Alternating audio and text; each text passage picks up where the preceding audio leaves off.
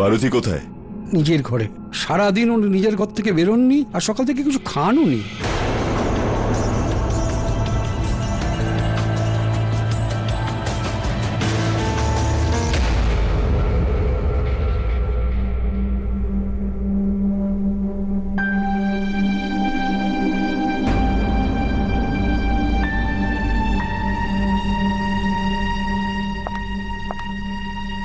কোনো খবর পেলে ভার্গবের? বিশ্বাস রাখো ভারতী, আমরা কখনো কারোর ক্ষতি চাইনি। উপরওয়ালা আমাদের সন্তানের কোনো ক্ষতি করবে না, ওকে পাওয়া যাবে।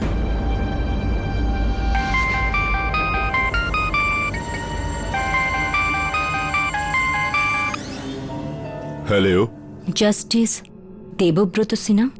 হ্যাঁ, আপনি কে?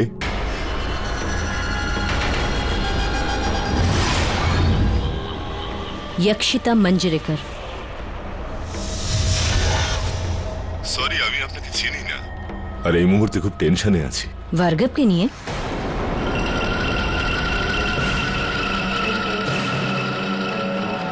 আপনি কি করে জানেন?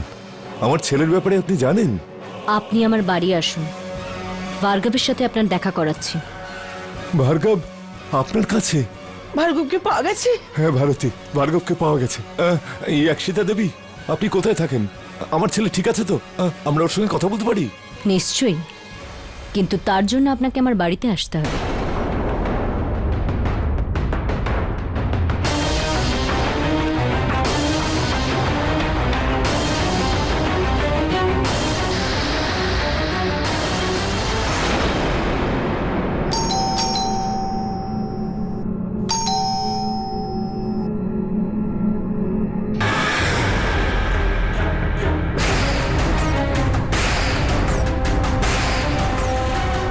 ইয়াকশিতা দেবী আপনি? হ্যাঁ, আমরা ভার্গবের পেরেন্টস। কোথায় আমাদের ছেলে? ও আমার রুমে আছে, আসুন।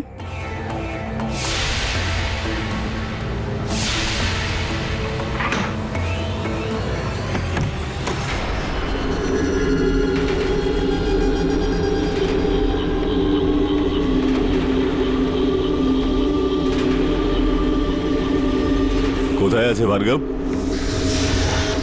এই ঘরেই।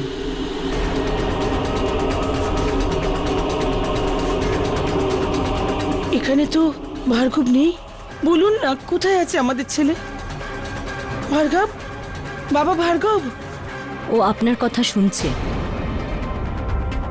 কিন্তু আপনি না ওর কথা শুনতে পাবেন না ওকে দেখতে পাবেন। দেখুন, হেয়ালি করবেন না, আমি হাত জোর করছি। আমরা অস্থির হয়ে আছি ছেলের সঙ্গে দেখা করতে। ও ততটাই অস্থির হয়ে আছে আপনাদের সাথে দেখা করার জন্য। অনেক দিন ধরে অপেক্ষা করছে আপনাদের জন্য। আপনি অত্যন্ত বাজে কথা বলছেন। উনি কিচ্ছু জানেন না আমাদের ছেলের ব্যাপারে। জানতাম না, কিন্তু ও নিজেই এসে বলেছে।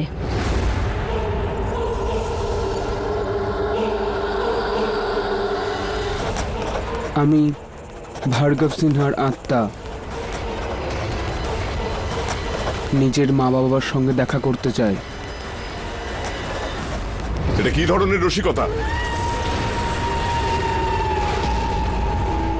মিস্টার সিনহা, এটা কোনো রসিকতা নয়, এটা সত্যি। আপনার ছেলে এই দুনিয়া ছেড়ে ওর নিজের দুনিয়ায় চলে গেছে, স্পিরিট ওয়ার্ল্ড, আত্মাদের দুনিয়া। আত্মা? কিন্তু সে তো মরা। না না, এটা কি করে হতে পারে? আফসোস, কিন্তু এটাই সত্যি। ভার্গবের আত্মা এটা নিজেই লিখেছে।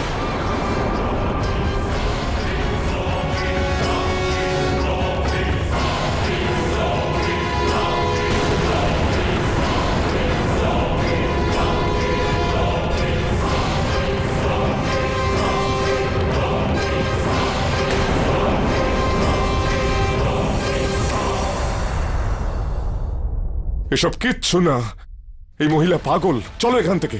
এক মিনিট, তাহলে এই নামটা, আপনার নাম্বার আমি কি নিজেই লিখেছি? মিসেস সিনহা, আমি একজন ট্রেন্ড অটো রাইটার, তার মানে স্পিরিট কমিউনিকেটর। ও আমার মধ্যে এসে ওর মনের কথা আমাকে দিয়ে লেখায়। এটাকেই অটো রাইটিং বলে, যার সাহায্যে আমি ওদের কথা অন্যদের কাছে পৌঁছে দিই। আর তাই আপনার ছেলের আত্মা আমার কাছে আসে। ও ও এখনো এখানেই আছে আর আপনাদের কিছু বলতে চায়। প্লিজ আমাকে ওর সাথে কমিউনিকেট করতে দিন।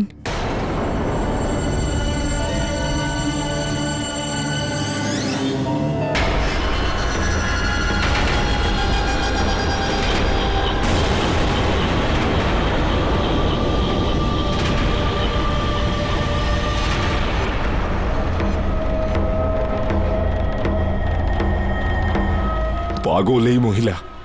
ভারতী, চলো এখান থেকে।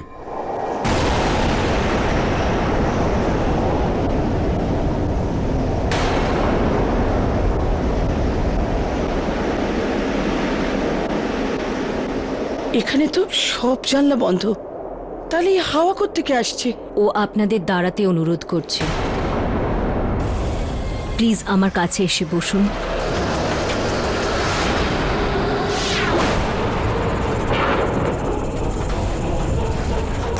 মা, বাবা, খুব মিস করি আমি তোমাদের দুজনকে। কিন্তু তোমরা দুজন আমার জন্য চিন্তা করো না, আমি খুব ভালো আছি এই নতুন দুনিয়াতে এসে। না পড়ার চাপ, না কেরিয়ারের টেনশন, এখানে খুব শান্তি বাবা। আর মা, তুমি তোমার ডায়াবেটিসের ওষুধ কেন খাচ্ছ না? আর মর্নিং ওয়াক তো বাদই দাও, বাড়িতেও চলাফেরা বন্ধ, হ্যাঁ?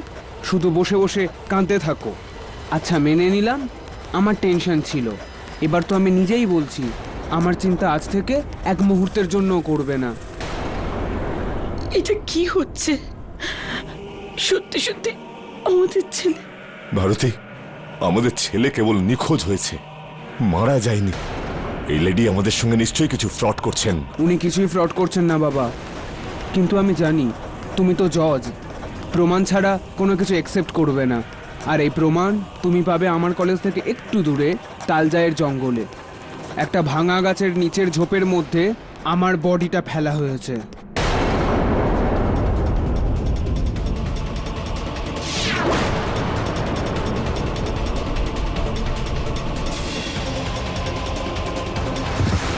ভারতী, এখানে আমি এক মুহূর্তও থাকবো না, তুমি চলো আমার সঙ্গে। চলো ভারতী।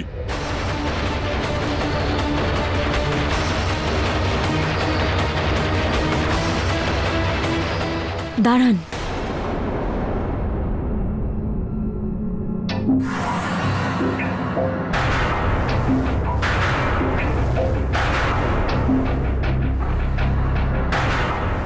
এটা আপনাদের কাছে রাখুন। এটার আমার কোনো দরকার নেই। আমার জন্য যদি আপনাদের কোনো প্রবলেম হয়ে থাকে আমাকে ক্ষমা করবেন। চলো ভারতী।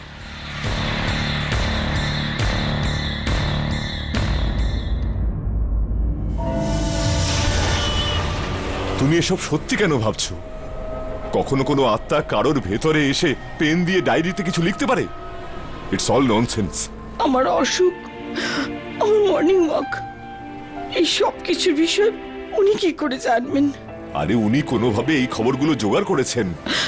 কিন্তু উনি আমাদের সঙ্গে এরকম কেন করবেন? এটাই তো খুঁজে বার করতে হবে।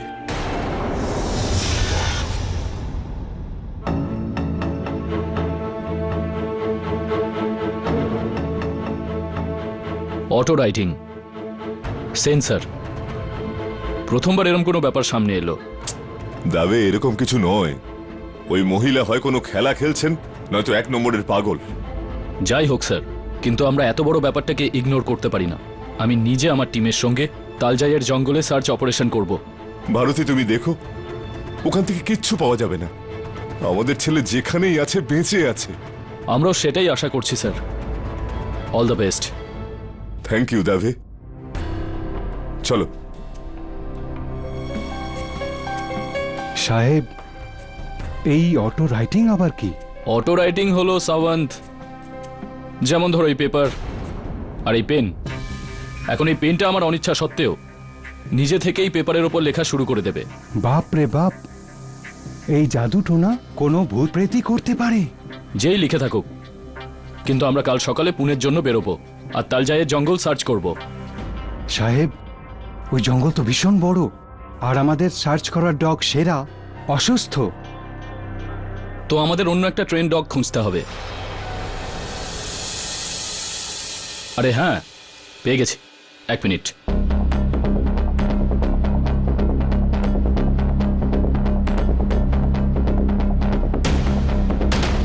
হ্যাঁ, কেডি। সাহেব, এখানে তো কোনো ভাঙা গাছ দেখতে পাচ্ছি না, না কোনো মৃতদেহের দুর্গন্ধ পাচ্ছি। জঙ্গলটা অনেক বড় সাবন্ত, আর আমাদের খোঁজা তো সবে শুরু হলো।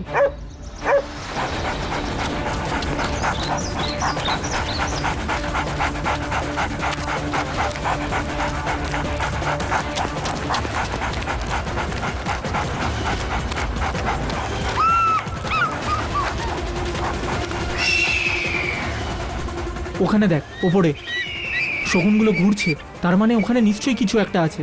আর ব্রুনো আমাদেরকে ওদিকেই নিয়ে যাচ্ছে। চল ওদিকে যাই।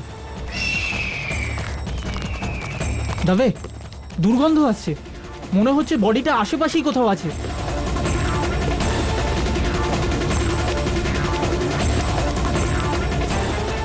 বরুণ, ভাঙা একটা গাছ।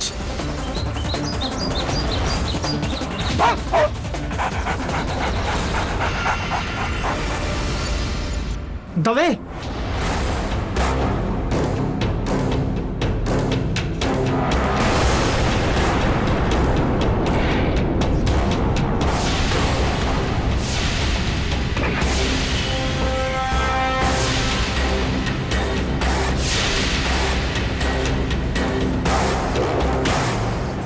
স্যার, বডির পাশ থেকে এই টিকিটটা পেলাম।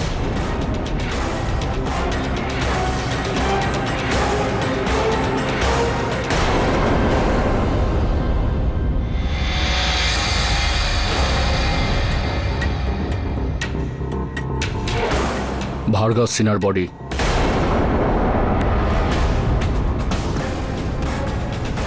মিস ইয়াকশিতা মাঞ্জরেকর, হ্যাঁ, আপনাকে ভার্গব সিনহার মার্ডারের ব্যাপারে এক্ষুনি গ্রেপ্তার করা হচ্ছে। কি? নিয়ে চলো নাকি? আমি কিছু করিনি। চলুন, চলুন, শুনুন, please, শুনুন, আমার please, কথা চলুন শুনুন। আপনি। আরে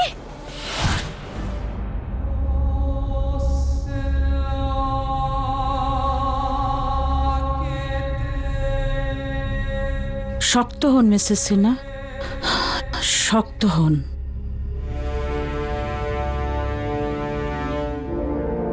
নমস্কার স্যার। সব শেষ হয়ে গেল কেডি।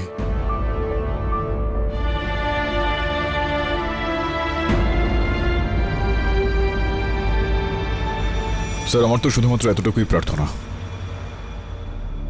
যে এই পরিস্থিতির সঙ্গে লড়াই করার শক্তি যেন আপনি পান। সেটা তো আমি লড়বই। যে আমার ছেলের এই অবস্থা করেছে, তাকে আমি ফাঁসির দড়িতে ঝুলিয়েই ছাড়ব।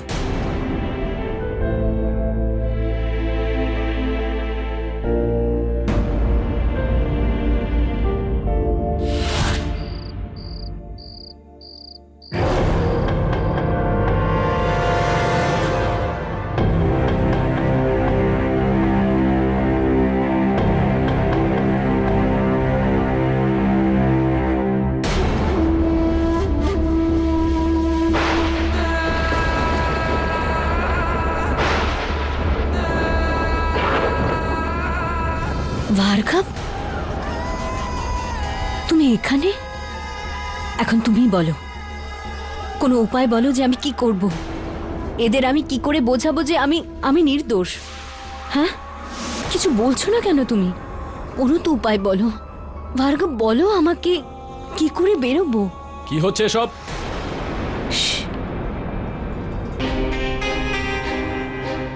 তুমি কিছু বলতে চাইছো, কিন্তু এখানে তো। আচ্ছা, ইন্সপেক্টর, প্লিজ আমার ব্যাগটা আমাকে এনে দিন তাড়াতাড়ি। ভার্গবের আত্মা এখানে উপস্থিত, ও একটা ইম্পর্ট্যান্ট মেসেজ দিতে চাইছে।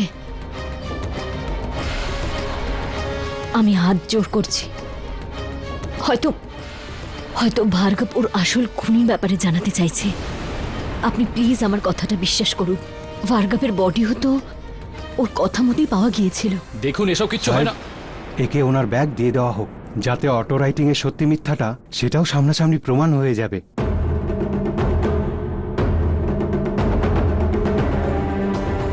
আমিও দেখতে চাই এই খেলাটা কত দূর যেতে পারে। কেডি, আমার না অটো রাইটিং এর উপর 100% বিশ্বাস আছে। রাইটিং এর থ্রু দিয়ে ডেড লোকেদের আত্মা কমিউনিকেট করে। বীরে, কি এই সমস্ত ভয় দেখানোর কথাবার্তা বলছো তুমি? স্যার তবে আপনার কি মনে হয়? আমি জানি না অরুণ।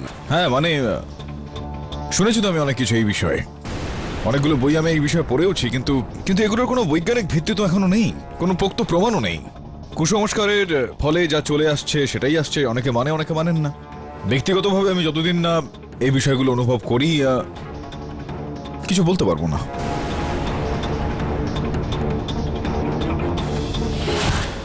এই নিন ব্যাগ। Thank you.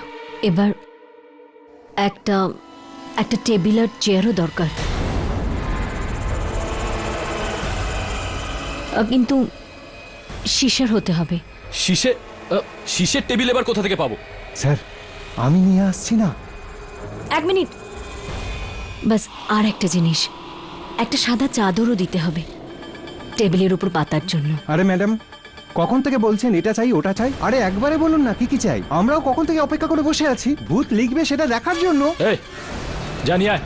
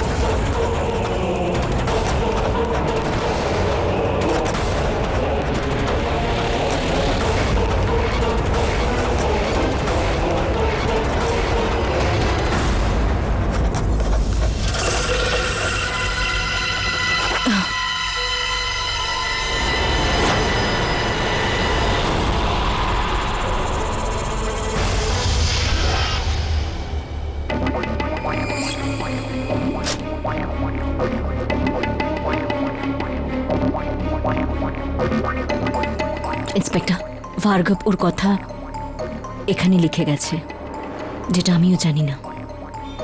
আপনি নিজেই পড়ে নিন।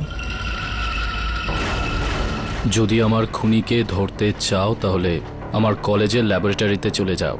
মেকানিক্যাল ইঞ্জিনিয়ারিং উইং, 3 নম্বর রো, লকার নাম্বার 27।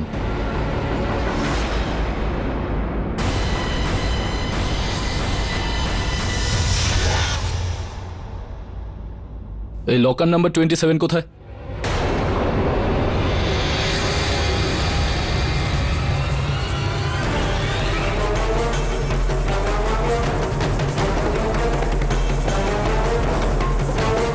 এই লকারের চাবি কার কাছে আছে?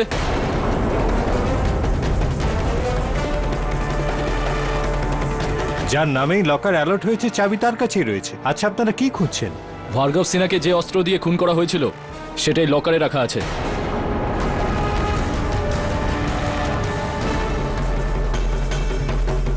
নারায়ণ। হ্যাঁ স্যার। এদিকে এসো। হ্যাঁ স্যার। এই লকার কাকে অ্যালার্ট করা হয়েছে? স্যার ইয়ে 4th ইয়ারের ছেলে সতীশ খেমকার নামে অ্যালার্ট করা আছে।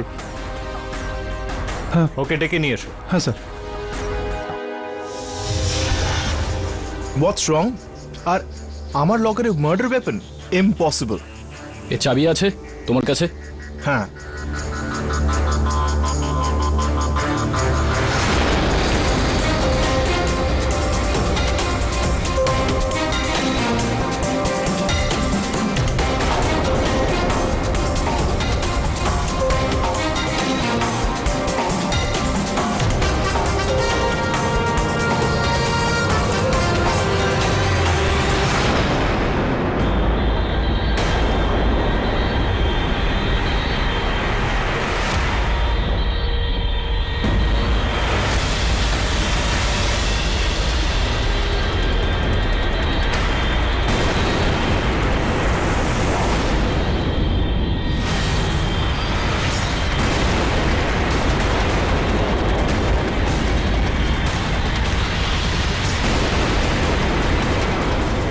এতে রক্ত কোথা থেকে এলো? স্যার ব্লাড, এর ব্যাপারে আমি কিছু জানি না। এক্ষুনি জানতে পারা যাবে। নিয়ে চলো একে।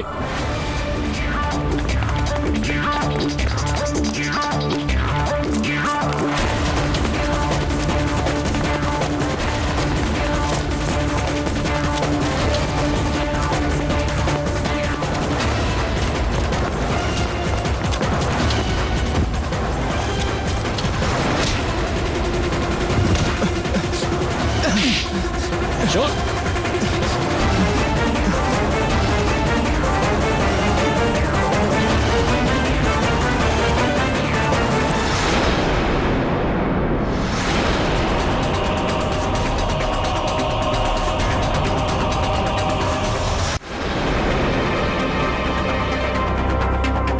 আরে তবে তুই এখানে কি করছিস?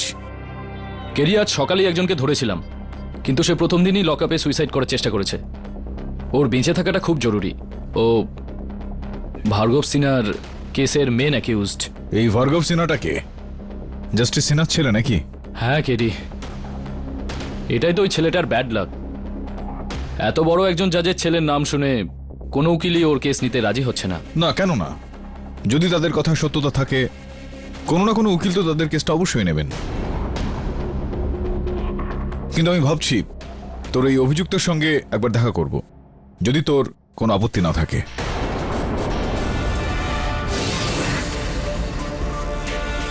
পাঠক স্যার, জাস্টিস আয়ার ম্যাডাম আপনাকে ঘরে ডেকেছেন। Your honour.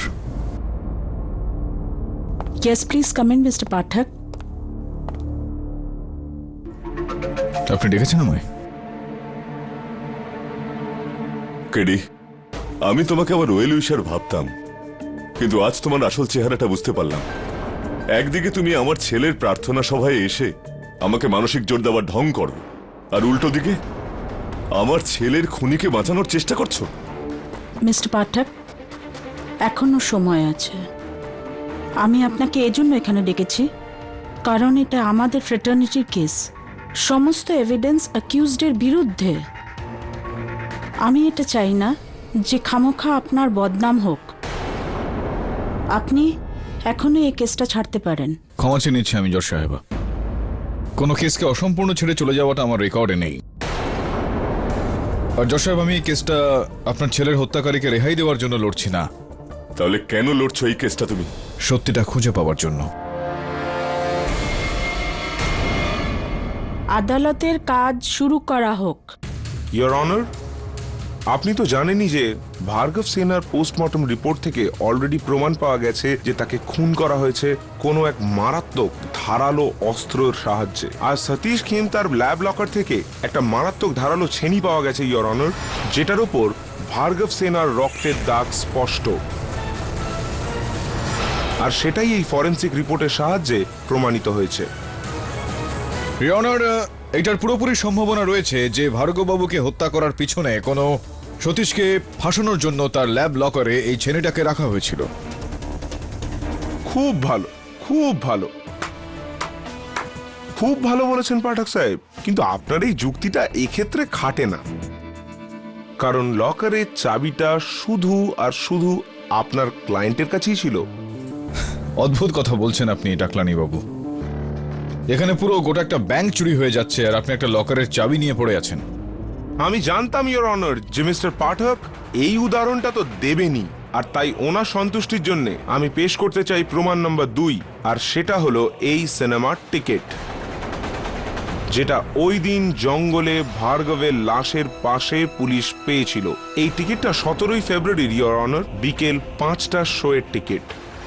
ওই দিন রাতেই ভার্গব নিজের হোস্টেলের রুম থেকে গায়েব হয়ে যায়, আর পুলিশ যখন তদন্ত করতে চায় যে সত্যটা বেরিয়ে আসে সেটা চমকে দেওয়ার মতো। আর সত্যিটা এই যে এই টিকিটটাকে অনলাইনে কাটা হয়েছিল, আর যে ক্রেডিট কার্ড থেকে এই টিকিটটাকে বুক করা হয়েছিল সেই ক্রেডিট কার্ডটা সতীশ খেমতার ছিল।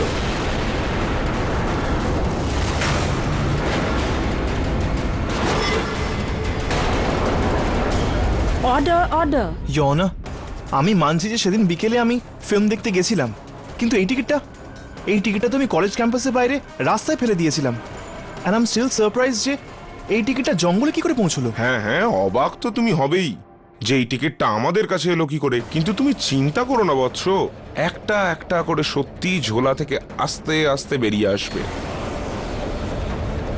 মিস্টার সিনহা, আপনার ছেলের কি কলেজ নিয়ে কোনো অভিযোগ ছিল?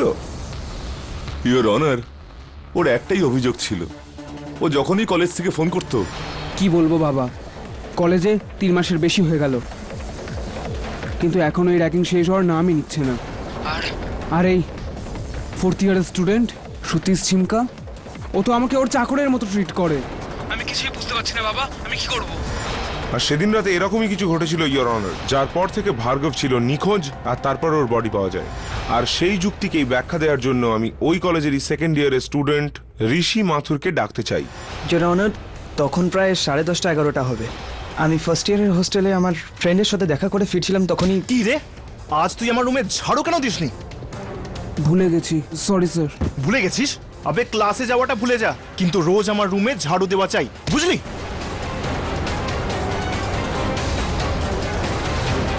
হ্যাঁ, দেওয়া দরকার, কিন্তু আমি না, তোর।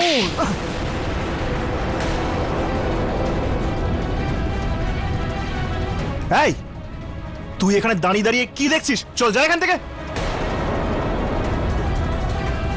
আর তুই তো গেলি, তুই আমাকে মানিসনি, নিজের কবর নিজেই খুঁড়েছিস, বুঝলি? আর পরদিন সকালে যখন ঘুম থেকে উঠলাম, তখন আমি জানতে পারলাম ভার্গব নিজের রুম থেকে উধাও।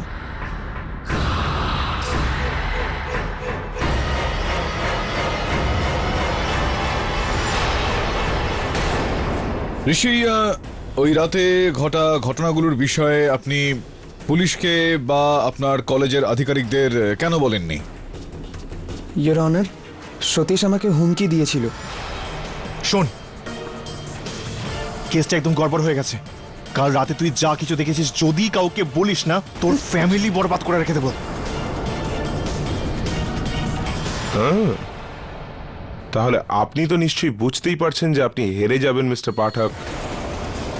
ইওর অনার, এতগুলো প্রমাণ এবং এতগুলো সাক্ষ্যের পর আশা করি আর এটা নিয়ে কোনো দ্বিমত নেই যে সতীশের হাতেই ভার্গবকে খুন হতে হয় এবং তারপর সে বডিটাকে জঙ্গলে ফেলে দেয়।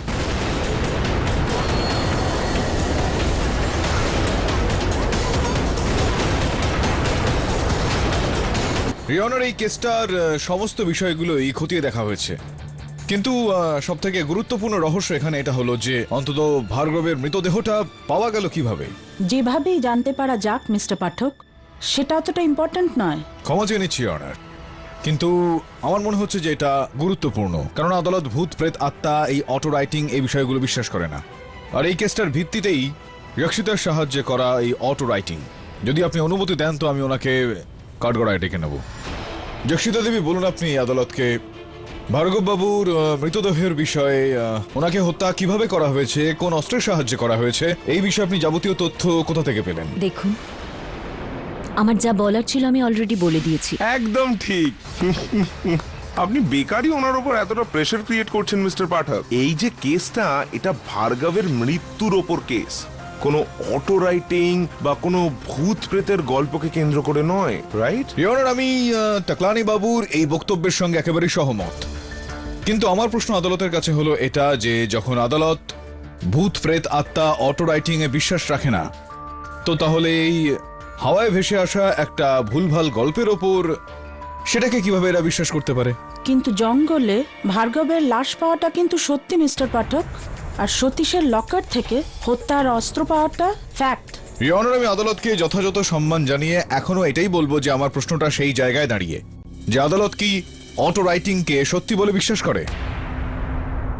না, অটো রাইটিং, গোস্ট রাইটিং এই সমস্ত ব্যাপারটাকে আদালত একেবারেই মানে না। যদি এরকমটা হয়ে থাকে ইয়নার, তাহলে এটা সম্ভব যে যক্ষিতা দেবীর বক্তব্য একেবারেই অসত্য। ওনার অটো রাইটিং শুধুমাত্র একটা ভণ্ডামি। উনি আগে থেকেই জানতেন ভার্গবের হত্যার বিষয় এবং ওর মৃতদেহের সম্বন্ধে।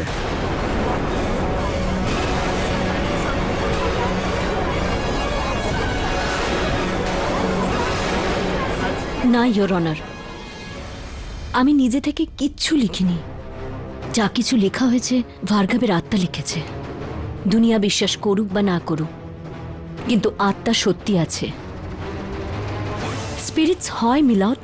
আমি নিজে ওদের সাথে যোগাযোগ করি, ওদের সাথে কথা বলতে থাকি। দেখুন রক্ষিতা দেবী, এরকমটা ভাবলে বা এরকমটা বলে দিলে কিছুই এসে যায় না, কেননা আদালত প্রমাণ চায়, সাক্ষ্য চায়, বেশ কিছু সাক্ষী চায়। যদি আপনি আদালতে প্রমাণ করে দেন যে আপনার এই অটো রাইটিং এ সত্যি রয়েছে, তাহলে আমি আপনাকে নির্দোষ মানতে পারি। যদি না হয়, তাহলে এই সম্ভাবনাটা এখানে উঠে আসছে রক্ষিতা দেবী যে আপনি একা বা কারোর সঙ্গে একত্রিত হয়ে পুরো ষড়যন্ত্রটা আপনি রচনা করেছেন। এদিক ওদিক ওদিকে ওদিকে কি দেখছেন? উত্তরটা দিন আমার প্রশ্নের। এক্সকিউজ মি রক্ষিতা দেবী। ওখানে কেউ আছে।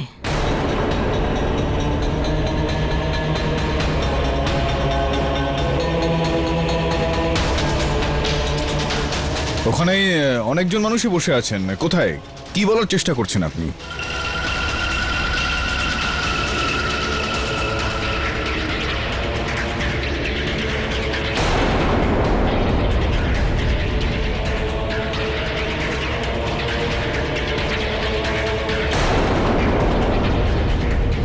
What's happening here?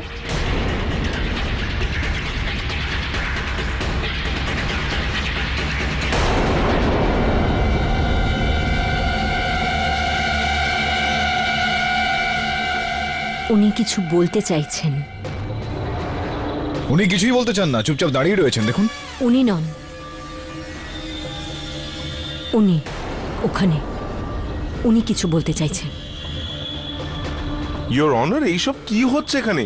প্লিজ এই সমস্ত তামাশা বন্ধ করান। এখানে কৃষ্ণা আর কি? এটা তো জাজ ম্যাডামের নাম। ইয়োর অনার, আপনার স্বামীর আত্মা এখন এই কোর্টরুমে উপস্থিত।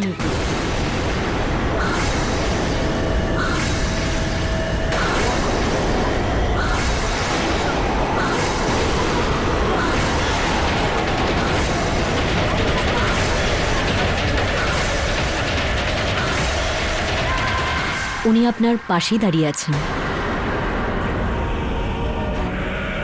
উনি আমার সাহায্যে আপনাকে একটা মেসেজ দিতে চাইছে। দেখো, আমি এইসব ব্যাপার বিশ্বাস করি না। মিলট, আমাকে একটু সময় দিন, আমি সবার সন্দেহ দূর করতে চাইছি। রিয়নার, আমার মনে হয় যে ওনাকে একটু সময় দিলে ভালো হয়। কিন্তু মিস্টার পাঠক, ক্ষমা করে দেবেন আমাকে রিয়নার, আপনাকে আটকাচ্ছি। যদি এরকমটা অনুমতি দিলে এই কেসে নতুন একটা দিক খুলতে পারে, তাহলে কেন এটা নয়? প্রসিড।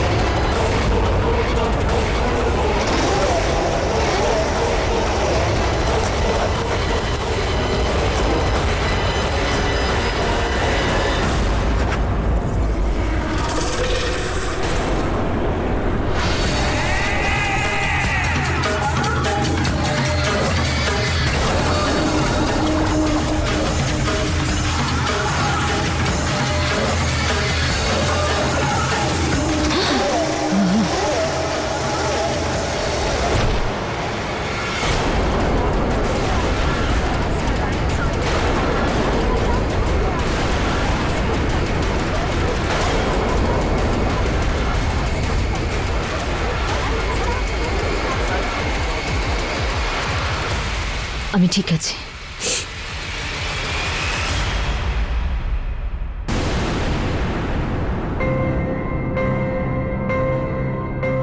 মিলড, আমি চাই যে আপনি একবার পড়ে নিন।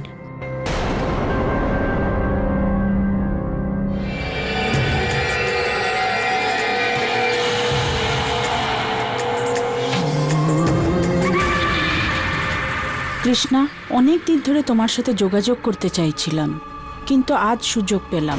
আমার ভালো লাগছে তুমি আমাকে ছাড়া বাঁচতে শিখেছ, কিন্তু একটা অভিযোগও আছে। তোমার মনে আছে আমি বদ্রীকে কথা দিয়েছিলাম ওর সন্তানের লেখাপড়ায় কখনো বাধা আসবে না, কিন্তু আমার মরার পর তুমি যেন আমার দেওয়া কথা ভুলেই গিয়েছো। বদ্রীর ছেলের স্কুল থেকে নাম কেটে দেওয়া হয়েছে। আজও কাশীপুরে নিজের গ্রামে একটা সাইকেল সারানোর দোকানে কাজ করে। ইওর অনার, কি লেখা রয়েছে চিঠিতে? আমি একটু অসুস্থ বোধ করছি। আই এম সরি, আমাকে কোর্ট এখানেই অ্যাডজার্ন করতে হবে।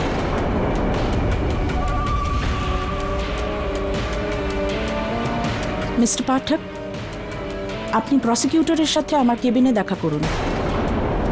The court is adjourned. যদি অন্য ইনফরমেশন হতো তাহলে নিশ্চয়ই সন্দেহ করতাম যে কোথাও না কোথাও থেকে জানতে পেরেছে, কিন্তু এ তো আমার কাজের লোক বদ্রী, যে হঠাৎ টিবি রোগ হয়েই মারা যায়।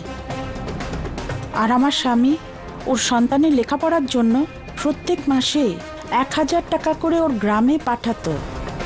আর এই ব্যাপারটা আমি আর ও ছাড়া আর কেউ কিচ্ছু জানতো না।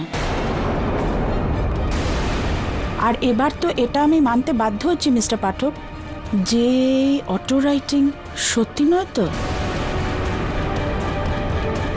কেননা এতে যা লেখা আছে সেটা আমার স্বামীর আত্মা ছাড়া আর কেউ বলতে পারতো না, কেউ না।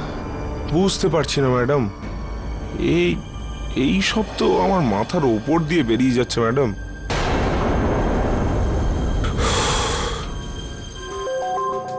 মিস্টার পাঠক, আপনি কি ভাবছেন এই ব্যাপারে? উনি আবার কি ভাববেন ম্যাডাম? কারণ যদি অটো রাইটিং সত্যি হয় তাহলে উনি তো বসে বসেই কেসটা হেরে যাবেন, তাই না মিস্টার পাঠক? হুম।